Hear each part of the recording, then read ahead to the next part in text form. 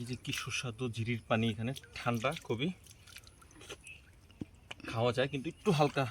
আমার লাইফে এই প্রথম একজন ক্রিমিনাল পাইলাম যার বয়স মাত্র 12 বছর। সে মাদকের ব্যবসা করে। প্রত্যেক মঙ্গলবার সে সহ 4 জন ভারতের মেঘালয় থেকে প্রায় 40 থেকে 45 লক্ষ টাকার মাদক আনে এবং সে রাতে যেন বিজিবি লাইট অফ রাখে সেজন্য বিজিবিকে তারা দেয় 2 লক্ষ টাকা।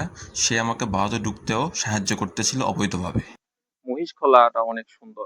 আমার যাত্রা শুরু করতেছি নেত্রকোনার কলমাকান্দা থেকে পাঁচগাঁওয়ের উদ্দেশ্যে, বাংলাদেশ ইন্ডিয়া বর্ডারের সীমান্তে। আজকে ঘুরে দেখব পাঁচগাঁও, এমপি হাউস এবং রামায়ণপুর জিরো পয়েন্ট। এবং আমাদের যে জিনিসটা খুব প্রচলিত যে ড্রোন শট, নেত্রকোনা পাঁচগাঁওয়ের ড্রোন শট গুলো খুব ভাইরাল ফেসবুক এবং ইউটিউবে। তো ওইটার বাস্তবতা কি, তো সেটাই আমরা আজকে দেখবো আর কি। এটাই হচ্ছে পাঁচগাঁও। এটা হচ্ছে আমার একটা মানে ড্রিম প্লেস যেখানে আমি আসতে পারছি। গত 2 বছরে আমি প্রায় 5টি পাহাড় ভ্রমণ করছি বান্দরবনে, বাট এত সুন্দর পাহাড় আসলে কখনো দেখা হয় নাই দূর থেকে। মানে জাস্ট এক কথায় অসাধারণ। কিন্তু এই প্লেসটা আজকে খুবই শান্তশিষ্ট দেখাইলো। ছুটির দিনগুলোতে এই প্লেসটা খুবই মানে একদম মেলার মতো হয়ে যায় জায়গাটা। এবং মানে এখানে যারা টুরিস্ট, লোকাল পিপল এবং কিছু কিছু লোক আছে জাস্ট এখান থেকে ভালো ভালো কিছু পিকচার নিতে এই এরিয়াটা থেকে। মানে যখন রাস্তা দিয়ে আসতেছিলাম তখন থেকেই মানে খুব সুন্দর লাগতেছিল। মানে বাড়িতে বসে কি করতেছো, রিলস দেখতেছো, অন্য কিছু করতেছো, আর এমনিতে ব্যাংকে টাকা জমাইতেছো, সেভিংস বাড়াইতেছো। কিন্তু যদি এরকম সুন্দর প্লেস, পাহাড় পাশাপাশি এত সুন্দর একটা পুকুর গোসল করতে ইচ্ছা করে, তাহলে অবশ্যই এরকম একটা সুন্দর প্লেস আসতে হবে। আহ এর পূর্বে আমি কখনো এত সুন্দর প্লেসে আসি নাই। এটাই আমার ফার্স্ট টাইম। এবং জানি না পরবর্তীতে দেশে বা দেশের বাইরে পাবো কিনা। তবে সেভিংস করার পাশাপাশি তার চেয়ে বড় সেভিংস হচ্ছে এই সুন্দর সুন্দর জায়গাগুলোকে নিজের ভিতরে জায়গা দেওয়া, অনুভব করা এবং মেমোরি হিসেবে রাখা। যখন 5-10 বছর পরে এই মেমোরিটাকে দেখা হবে তখন নিজের মধ্যে একটা প্রাউড ফিল হবে, নিজের কাছে ভালো লাগবে, নতুন করে উজ্জীবিত হবে কাজ করার জন্য। ধন্যবাদ।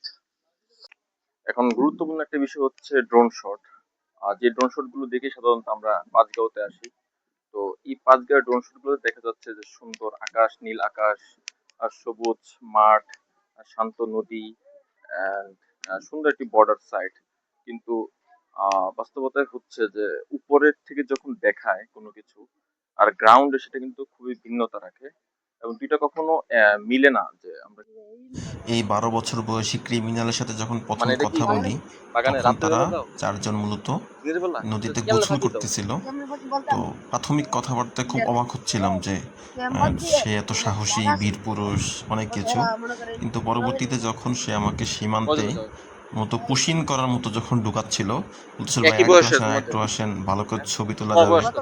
হ্যাঁ, তো ওই সময়টাতে বারো। আমার বড় এই ভাই তোমরা এখানে আসো ছিল, আমার পারলে বড় আসো। ভাইয়া তো উনি আমাকে নিষেধ 12 করলো। বছর তো মানে এখনো যাও, এক ইদানিং প্রকার যাও? জোর করে আমাকে ওইখান থেকে নিয়ে আসছে।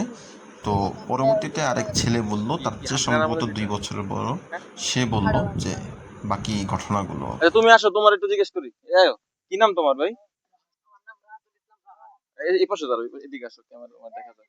হ্যাঁ, তোমার তোমার ছোট ভাই বলতেছে যে মানে এই কাটারগুলো আনতে গিয়া বিরাট ভারতে। হুম হুম। মানে ঈদের দিন গেছো? এই ঈদে? আর তোমাদের বৃষ্টি হতে কষ্ট হয় না, যে প্রায় সময় বৃষ্টি হয়?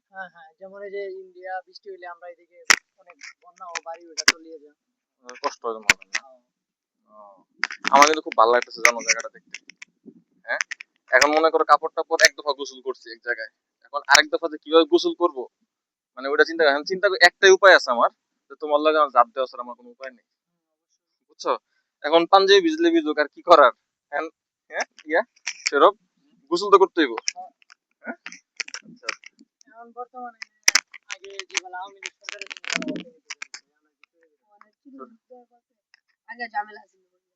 আহ, এই যে আমাদের বীর সেনারা, হ্যাঁ, বাংলাদেশ আর্মি কোনো কিছুই করতে পারে না, টেরার ভাল কিছুই করতে পারে না। ওরাই হলো আসল লোক। ঠিক আছে, তাহলে ইয়ে করি। আহ, তাহলে এই পানি কি বুঝলাম। আমার লাইফে আমি 3বার সিলেটে গেছি। একবার টাঙ্গুয়ার হাওরে, আরেকবার সাদা পাথর ভোলাগঞ্জে, আরেকবার যাওয়া হয়েছে উৎমাছড়া এবং সিলেটের জাফলং। কিন্তু প্রত্যেকটা প্লেসই এরকম যে পাহাড়ের মধ্যখান থেকে নদী আসতেছে।